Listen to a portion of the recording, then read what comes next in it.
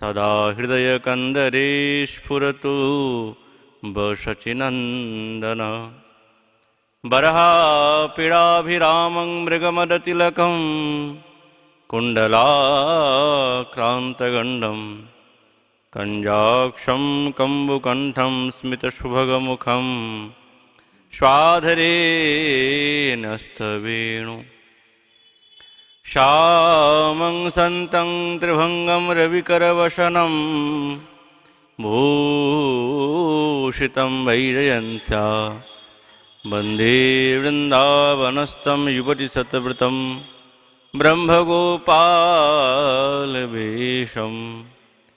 हा कृष्णकरुणा सिन्धु दीनबन्धु जगत्पते गोपेषु गोपिकान्त श्रीराधाकान्त नमस्तुते तप्तकाञ्चन गौराङ्गी श्रीराधे वृन्दावनेश्वरी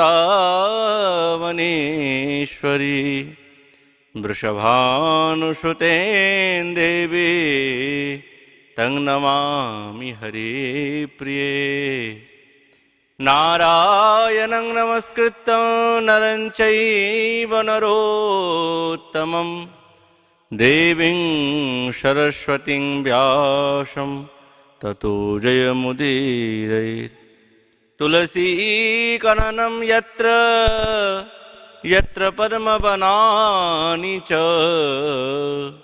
पुराणपठनं यत्र तत्र सन्निहितः हरिः जय रूप सनातन भट्ट रघुनाथ श्रीजीव गोपाल भट्ट वाञ्छाकल्पतरुभ्यश्च कृपा सिन्धुभैव च पतितानां पावनेभ्यो वैष्णवेभ्यो नमो नमः दुर्गमे प्रथिमेन्धस्स्खलदपादगतिर्मुहुः स्वकृपाजष्टिदानेन सन्तवलम्बनम्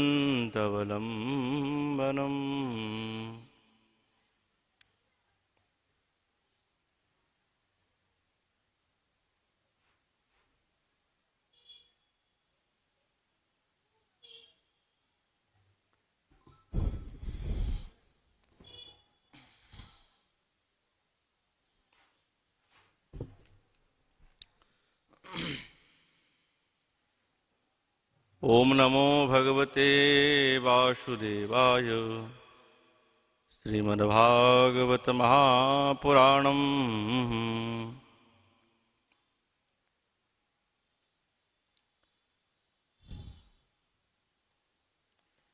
अथ श्रीकृष्णाकर्षणी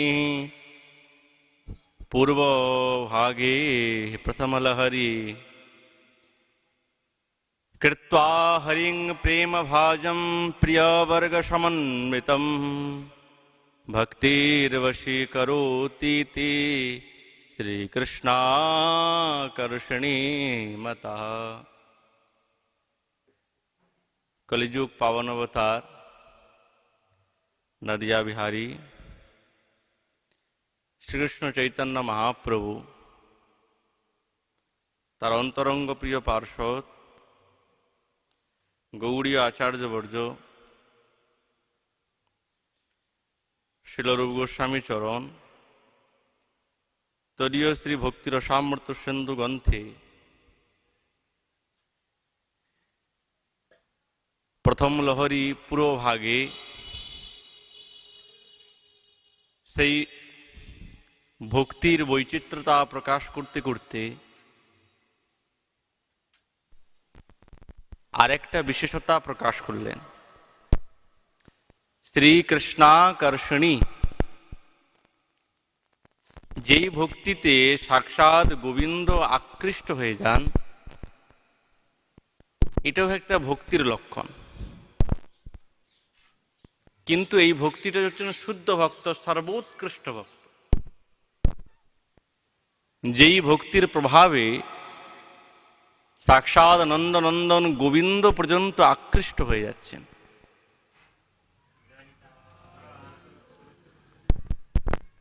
তাহলে ভাবতে হবে বাস্তবিক সেই যে ভক্তিটা কতটাই শ্রেষ্ঠ, যে ভগবানকে আকর্ষণ করতে সমর্থ।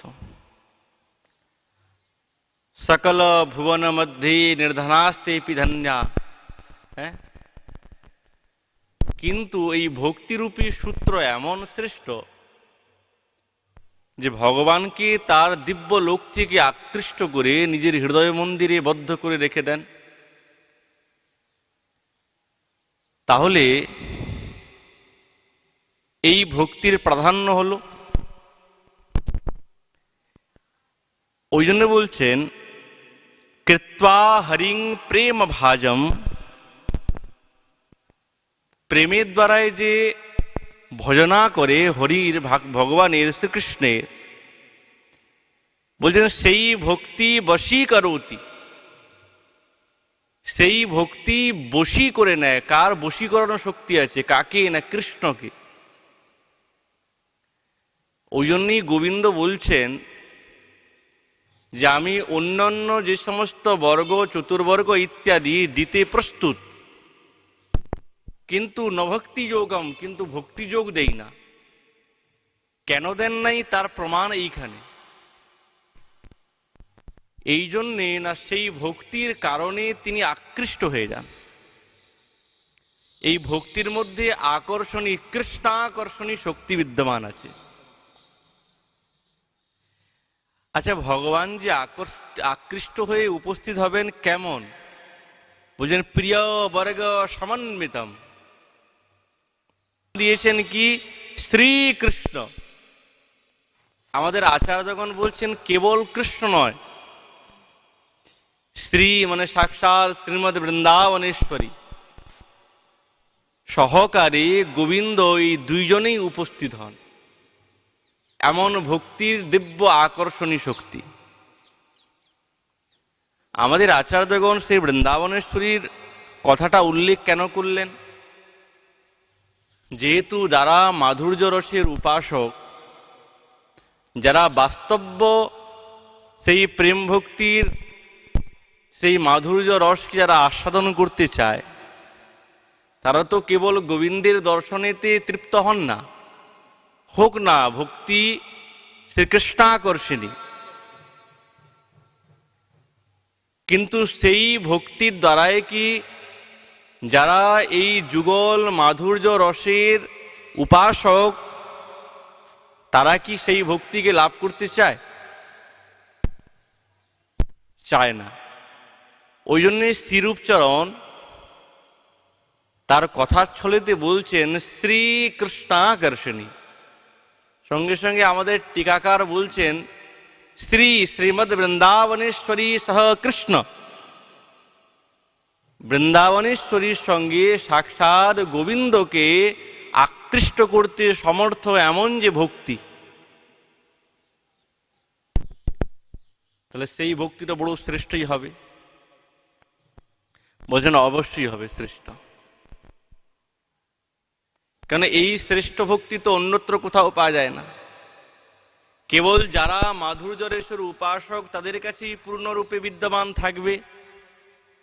আর তাতেই তো বৃন্দাবনেশ্বরীর সঙ্গে গোবিন্দ আকৃষ্ট হবেন। ভগবান বলছেন মাধুর্যকে আকৃষ্ট করতে সে সমর্থ হবে না। ওই জন্য চক্রবর্তী পাদ বলছেন বিনা সর্বত্যাগম। আবার বলদেব বিদ্যাভূষণ বলছেন মনসা, মনের দ্বারাও সবকিছু ত্যাগ করতে হবে। দৈহিক ত্যাগ করলাম তাহলেও হবে না। যদি ব্রহ্ম লোকে গেলেন এবং বিষ্ণু লোকে গেলেন, হে প্রভু আপনার এই চক্র আমাকে বড় কষ্ট দিচ্ছে।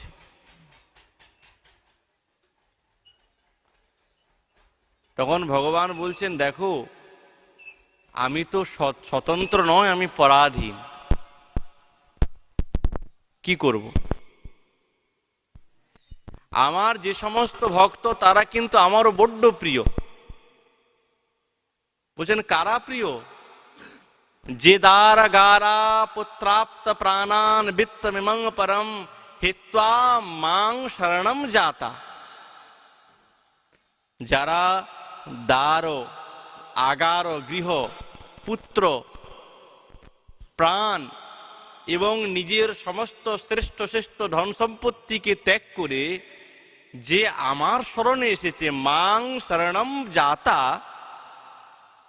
তো বলুন কথং তাং ত্যক্তুম উৎসাহে, আমি কি করে তাদেরকে ত্যাগ করতে পারি? আমরা বলি মহারাজ কে বলছে? অম্বরীশ মহারাজ তো বিশাল বড় ভোগী, সপ্তদ্বীপের অধিপতি, হ্যাঁ, কত সেবিকা, কত সেবক, কত ঠাট বাট সবকিছু আছে। তো উনি কোথায় সবকিছু ত্যাগ করেছেন? ওই সবকিছুই ত্যাগ করেছে। সে সবকিছুকে লোষ্ট্রবৎ, ওই জন্য পূর্ব শ্লোকে বলছেন এই সমস্ত বিষয় থাকা সত্ত্বেও তিনি কি মনে করতেন? বলছে লোষ্ট্রবৎ, এটা মাটির ঢেলা মনে করতেন বিষয় ভোগটাকে। এই ত্যাগ হওয়া চাই, এই ত্যাগেই সাক্ষাৎ হরিভজন হয় এবং সেই ভক্তির দ্বারাই রাধা গোবিন্দকে আকৃষ্ট করা যায়। বৃন্দাবনেশ্বরীর স্বরূপ কি দিব্য, তাকে আকর্ষণ করার জন্য ভক্তিটা কত প্রগাঢ় চাই বলুন তো। বৃন্দাবনেশ্বরীর রূপ লাবণ্য এবং তার দিব্য মাধুর্যকে আস্বাদন করার জন্য যে সমস্ত রূপবতীরা আছেন দেবলোকে, তারাও এখনো পর্যন্ত তার সেই কোটি গুণের এক অংশ, এক পরমাণু অংশ পায় নাই। বৃন্দাবনেশ্বরীর সৌন্দর্যের কথা ব্যাখ্যান করতে করতে আমাদের আচার্য বলছেন, যার সৌন্দর্যারি গুণ বাঞ্ছে লক্ষ্মী পার্বতী।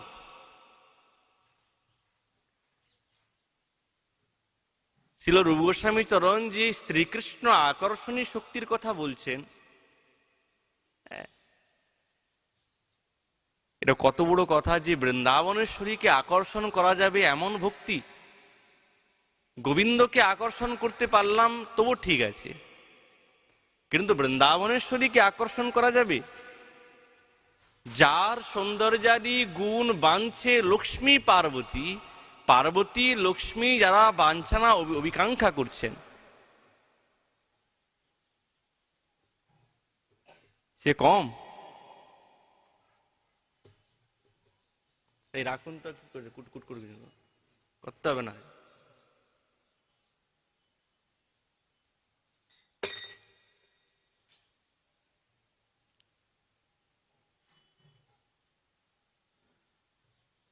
শ্রী রূপ গোস্বামী চরণ যে বৃন্দাবনেশ্বরীর সঙ্গে আকর্ষণের কথা বলছেন, এটা একটা বিশেষ মহত্ব আছে এই ভক্তি। যেই দশার কথা বলছেন সেইটা একবারে প্রগাঢ় দশা। এই দশা সাধারণ না। শিল প্রবোধানন্দ সরস্বতী পাদ বৃন্দাবনেশ্বরীর রূপের কথা বর্ণনা করতে গিয়ে বলছে,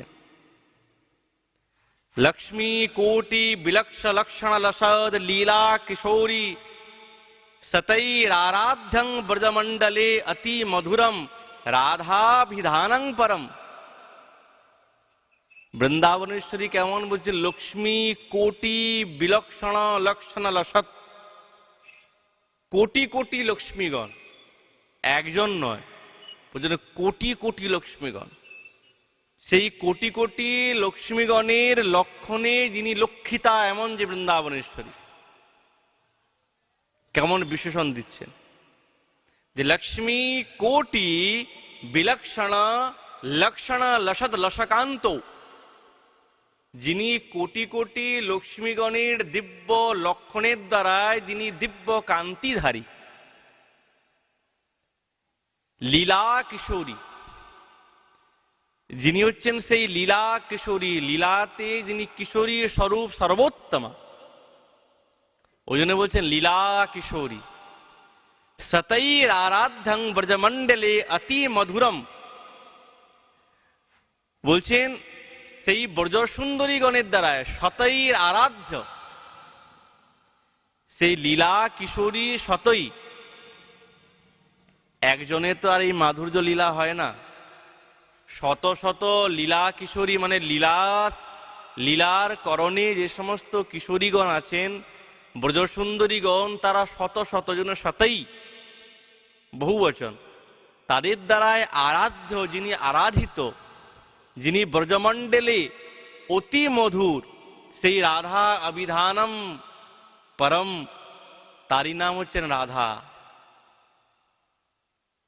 তার লাবণ্যের কোনো তুলনা নাই, তার মহিমা, তার রূপের, তার মহিমা, এই সমস্ত কোনো তুলনা নেই।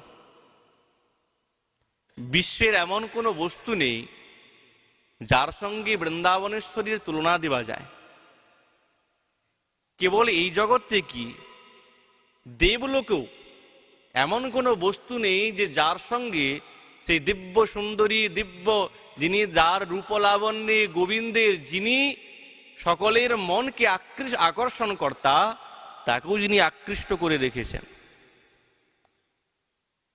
সেই বৃন্দাবনেশ্বরী। তাকে আকর্ষণ করা যাবে, এ তো কোনো সাধারণ বিষয় না।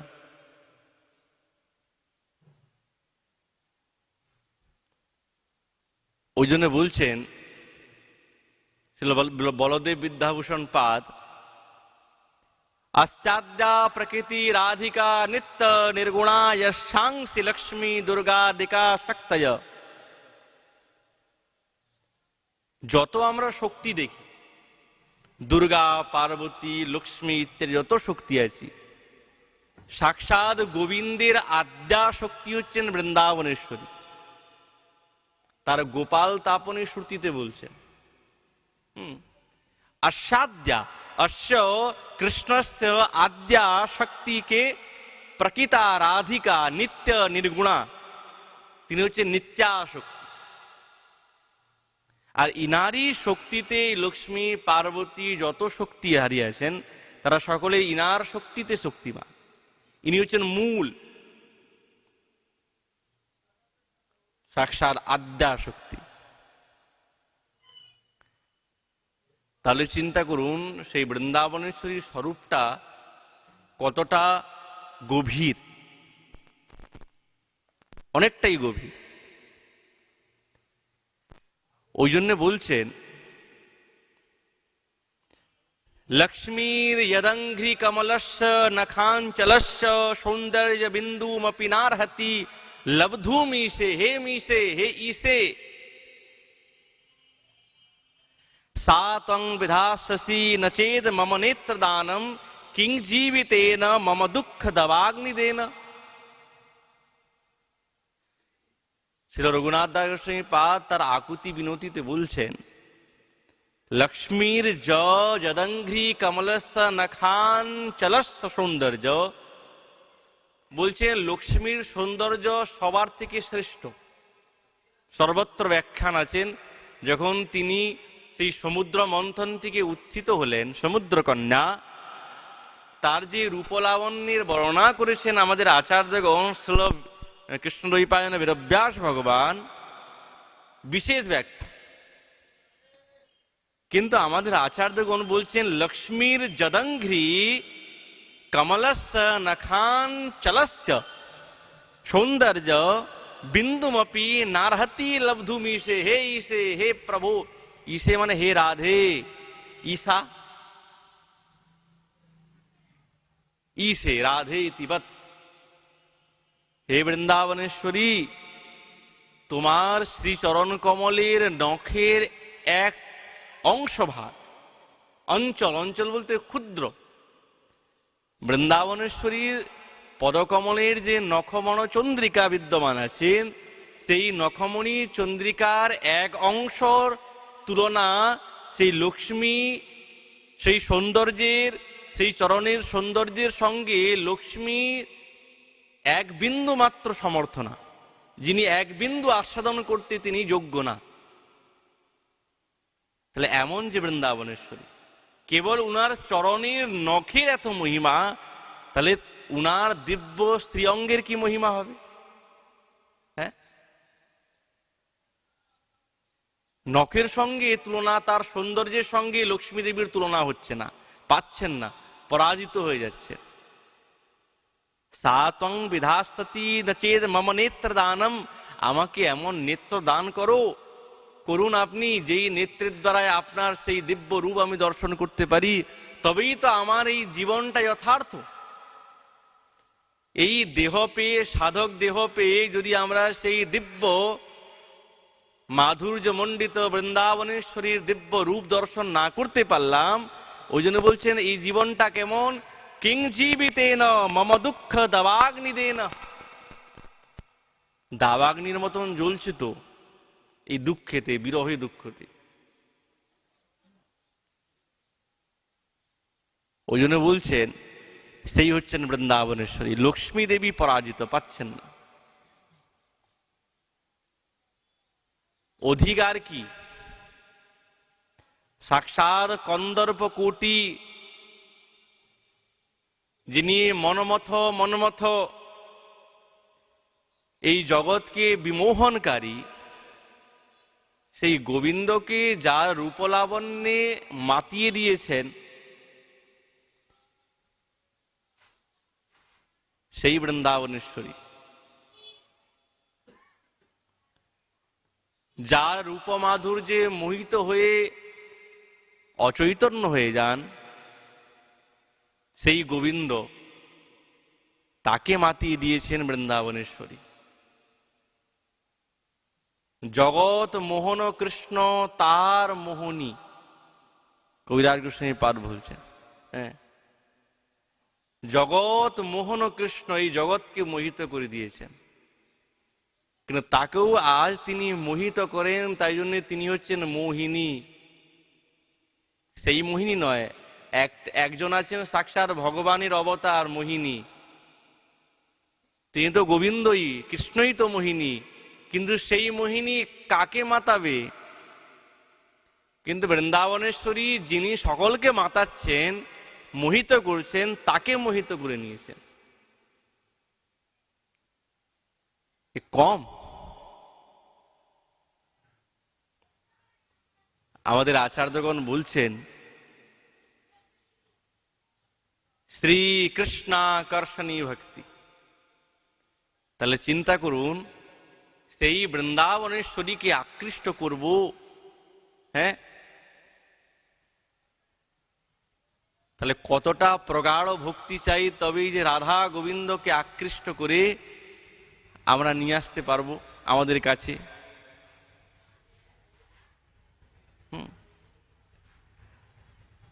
আসলে কি জানেন তো, গুরু বৈষ্ণবের কৃপা চাই। এই ভক্তি তো আমরা শতই লাভ করতে পারবো না, অত সহজে লাভ করতে পারবো না। ভগবান বলছেন ন সাধয়তি মাং যোগো ন সাংখ্যম ধর্ম উদ্ধব ন স্বাধ্যায় তপসাস্ত্যাগো যথা ভক্তির মমূর্জিতা।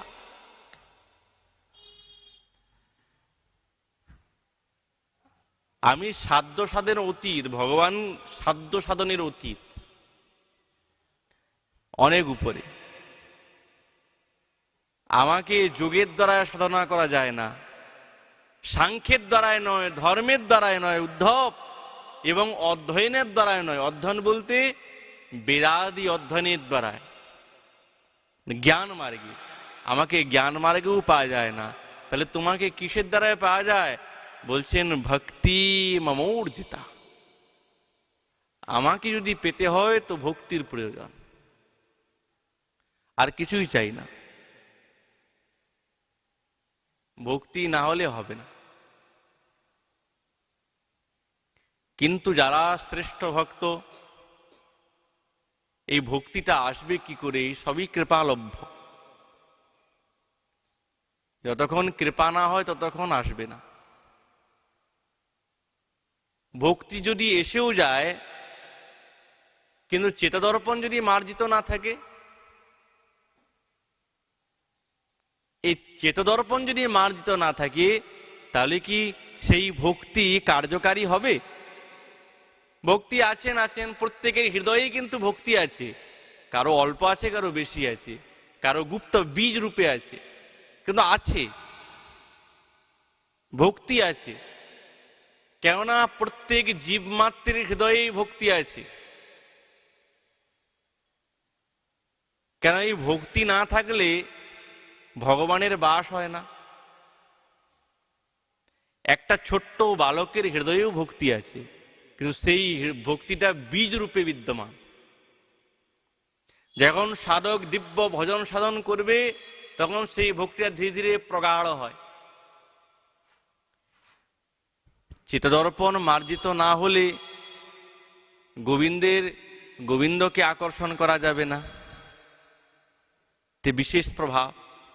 ওই জন্য আমাদের মহাপ্রভু বলেছেন, চেতো দর্পণ মার্জনম ভব মহাদাবাগ্নি নির্বাপণম শ্রেয় কৈরব চন্দ্রিকা বিতরণম বিদ্যাবধূ জীবনম আনন্দাম্বুধি বর্ধনং প্রতিপদং পূর্ণামৃতাস্বাদনম সর্বাত্ম স্বপনং পরং বিজয়তে শ্রীকৃষ্ণ সংকীর্তনম।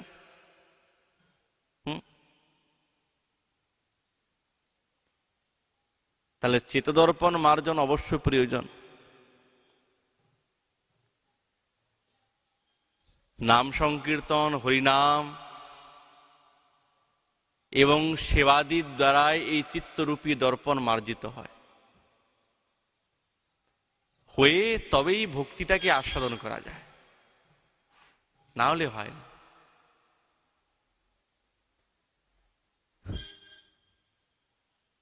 রামদাস বাবাজি মহারাজ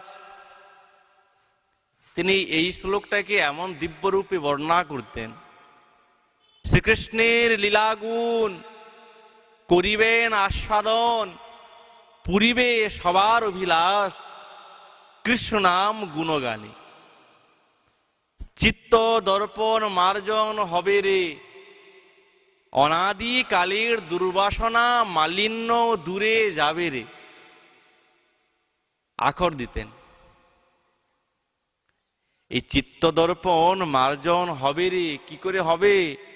অনাদি কালের দুর্বাসনা মালিন্য দূরে যাবে রে। আকুতি বিনতি করে না, হাই হুতাশ করে ডাকতেন। ভব মহা দাবাগ্নির নির্বাপন হবে রে, আমরি ত্রিতাপ জ্বালা দূরে যাবে রে। সর্ব অমঙ্গল দূরে পালাবে রে, আর সকল মঙ্গল উদয় হবে রে। অমঙ্গল যাবে তো মঙ্গল আসবে। কৃষ্ণ প্রাপ্তির অনুকূল সেই সকল মঙ্গল উদয় হবে রে। যত বহির্মুখ চিত্তবৃত্তি উন্মুখ হবে রে। সর্বসাধন শকতি পেয়ে কায় মনো বাক্যে কৃষ্ণ অনুশীলন করবে রে। নিজের মনের কথা বলছেন, চেত দর্পণ, এই চিত্তের কথা বলছেন। চিত্তটা কি হবে? কৃষ্ণ নাম গুণগানে প্রেমামৃত সিঞ্চনে স্নিগ্ধ হবে রে। এই সংসার বন্ধনের একমাত্র কারণ এই প্রাকৃত দেহাভিমান যাবে রে।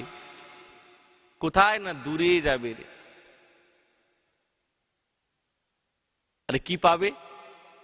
গোপী ভাবামৃতে লুব্ধ হবে রে। যখন মার্জিত হবে তখন কি পাবে? গোপী ভাবামৃতে লুব্ধ হবে রে। তখন এই গোপী ভাবে, এই মাধুর্য রসের ভাবেতে মনটা লোভী হবে। আর তবেই তো রাধা কৃষ্ণ শ্রীকৃষ্ণাকর্ষণী শক্তি পাবে, শ্রী রাধা দাসী অভিমান পাবে।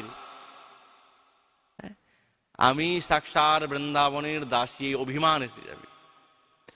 তখন সেই যুগল সেবামৃত সমুদ্রে ডুবে যাবে রে।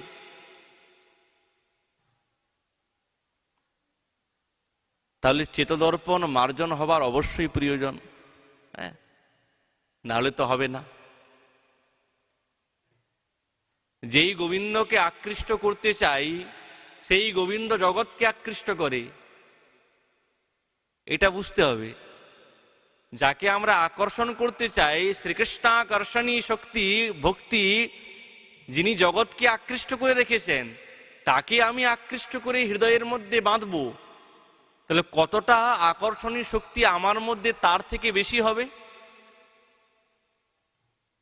হ্যাঁ, সৌন্দর্যামৃত সিন্ধু ভগ্নলনা চিত্রাদি সম্প্লাবক করণানন্দী সনর্মরম্য বচনম কোটিন্দু শীতলাঙ্গলক সৌরাভ্যামৃত সম্প্লবাবৃতম জগৎ পীयूष रम्याधर श्री गोपेन्द्र सुत सकर्षति बलार पंचेन्द्रियान न्यालली में। তাহলে গোবিন্দ কি আকর্ষণ করছেন? শ্রী গোপেন্দ্র সুত সকর্ষতি বলার পঞ্চেন্দ্রিয়ানি, আমাদের এই জগতের সকলের পঞ্চেন্দ্রিয়কে আকর্ষণ করছে। আরে আমাদের পঞ্চেন্দ্রিয়কে আকর্ষণ করা কোনো বড় বিষয় নয়, কিন্তু আমাদের সাক্ষাৎ বৃন্দাবনেশ্বরী এবং ব্রজললনাগণের পঞ্চেন্দ্রিয়কে আকর্ষণ করে নিয়েছে। কৃষ্ণরূপ শব্দ স্পর্শ সৌরভ্য অধর রস, যার মাধুর্য কহনে না যায়, বলা যায় না, এত দিব্য। দেখি লোভী এই পঞ্চজন, এক অশ্ব মোর মন, চড়ি পাঁচে পাঁচ দিকে দৌড়াচ্ছেন। তাহলে দেখুন, যেই গোবিন্দ সমস্ত ব্রজসুন্দরীগণের এই জীব জগতে তো আছেই, যদি জীব জগতে লাগাই আমরা, যে সাধকের পঞ্চেন্দ্রিয় আকৃষ্ট করছে, মনটাকে টেনে নিয়েছে। ওই জন্য বলছে হরের গুণাক্ষিপ্ত ভগবান বদির বাদরায়ণী। এই যে তার গুণ শ্রবণ করে সুখদেব মহারাজের মনটা আকৃষ্ট হয়ে গেল। তাহলে কত বড় আকর্ষণীয় শক্তি, যিনি ব্রহ্মানন্দকে লাভ করে ফেলেছেন, দেহাতীত মায়াতীত, তার মনকে তিনি আকৃষ্ট করছেন। তাহলে এমন গোবিন্দকে আকর্ষণ করতে হবে যেই ভক্তির দ্বারা, এ কম? ওই জন্য বলছেন একটাই বস্তু গোবিন্দকে আকর্ষণ করা। যোগের দ্বারাও পারা যাবে না, সাংখ্যের দ্বারায় নয়, ধর্মের দ্বারায় নয়, এবং বেদাদি অধ্যয়নের দ্বারাও পাওয়া যাবে না। কিসের দ্বারায় পাওয়া যাবে? ভক্তি মমূর্জিতা। আমাতে যার গাঢ় ভক্তি আছে, সেই আমাকে আকৃষ্ট করতে পারে। ওই জন্য বলছেন শ্রী কৃষ্ণাকর্ষণী শক্তি ভক্তি। ওই জন্য শ্রীরূপচরণ সেই দিব্য নৈষ্ঠিকী ভক্তি কথা বর্ণনা করছেন, কৃষ্ণাকর্ষণী। এর পরপরের শ্লোকে আর যেই রকম ব্যাখ্যা তিনি করবেন, সেরকম আমরা আস্বাদন করব। এই বলে আমাদের ভাগবতী কথা এখানেই বিশ্রাম। মহাপ্রভুর কৃপা হলে আগামীকাল আবার এই বিষয়ে আলোচনা হবে। নিতাই গৌর হরি।